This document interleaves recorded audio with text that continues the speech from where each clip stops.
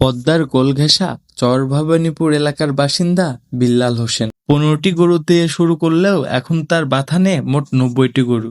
কঠোর পরিশ্রম তাকে এনে দিয়েছে সফলতা। মেটিন ওটা তিন মনে করো খাতি দিয়ে চারটি খাওয়ালি আসি গাঙে ধোয়া টোয়া মাঠে চড়ালি বেড়ায় বাঁচলে যায় খাওয়ায় সাজের বেলা উঠি ছাল সবই খাওয়ায় আবর খাওয়ায় 90টার বেশি আছে কম নেই। হ্যাঁ দেখাশোনা সব করা লাগে আমার। সাধারণত সূর্য ডোবার ঠিক আগে যখন আকাশ লালচে হয়ে আসে তখনই রাখালেরা গরুর পালকে নিয়ে বাড়ির দিকে রওনা হয়।